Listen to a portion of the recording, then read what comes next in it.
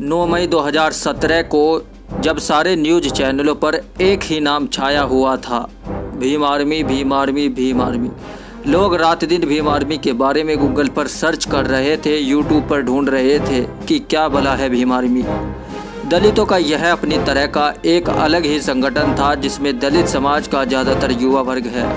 ऐसा पहली बार हुआ था दलितों के इतिहास में जब दलित युवा इकट्ठा होकर सड़कों पर आंधी तूफान की तरह फैला हुआ था। 9 मई का वह दिन जब भीम आर्मी पूरे भारत में प्रसिद्ध हो गई। भले ही मीडिया ने गलत तरीके से भीम आर्मी का प्रचार किया हो, भीम आर्मी ने जगह जगह आगजनी, शासन और प्रशासन के मन में भय उत्पन्न कर दिया था। जो शब्बीरपुर में दलितों पर हिंसा, अत्याचार, उनके घरों में आगजनी हुई थी, उसका क्रोध 9 मई 2017 को सहारनपुर की धरती को झेलना पड़ा। दलितों का सामाजिक रूप से संगठित बल देखकर सरकार भी भौचक्की रह गई थी। 15 महीने हो चुके हैं भीम आर्मी संस्थापक को गिरफ्तार हुए। चंद्रशेखर पर रासुका लगातार बढ़ाई जा रही है। इससे सरकार का डर साफ दिखाई देता है। ऐसा क्या था उस युवा में जो मात्र 25-26 साल की उम्र में सरकार को इतना खतरा लगने लगा था। दलितों का इतिहास बहुत पुराना रहा है और बहुत बड़े बड़े दिग्गज नेता आए हैं, लेकिन कोई भी पूरे देश में इतनी तेजी से प्रसिद्ध नहीं हुआ। चंद्रशेखर आज़ाद कितनी तेजी से प्रसिद्धि किसी को हजम नहीं हो रही थी। चंद्रशेखर ने दलित युवाओं के मन में ऐसी क्रांति उत्पन्न कर दी जिससे पूरा देश भीम आर्मी के नाम से भयभीत हो उठा। 21 मई 2017 को जंतर मंतर पर भीम आर्मी द्वारा बुलाया गया एक बहुत बड़ा जनसमूह जो चंद्रशेखर की एक आवाज़ पर सोशल साइटों के माध्यम से इकट्ठा हुआ था।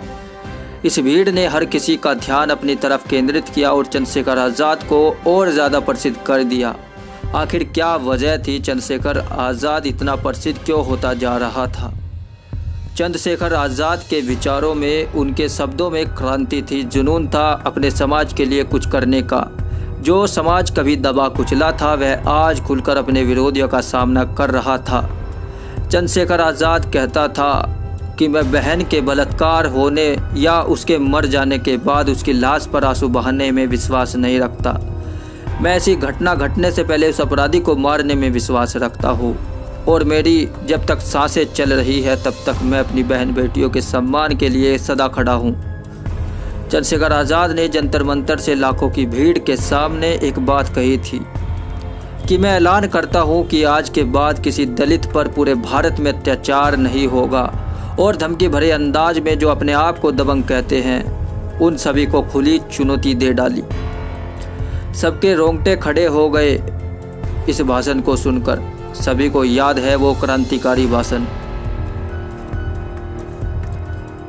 9 मई 2017 को सहारनपुर में हुआ जन आंदोलन के बाद भीमा कोरेगांव और भारत बंद में दलितों ने अपना सामाजिक बल दिखाया, जो आज से पहले इतिहास में नहीं हुआ था। यह सब भीम आर्मी की ही देन था।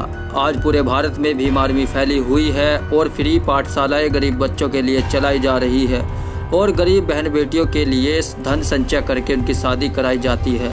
यह दलितों द्वारा बनाया गया एकमात्र ऐसा संगठन है जो दलितों को प्रत्यक्ष रूप से न्याय और शिक्षा के लिए प्रेरित कर रहा है, और यह सरकार दलितों के हित के लिए चलाए जा रहे इस संगठन को कुचल देना चाहती है, जिसके लिए यह सरकार हर संभव कोशिश कर रही है।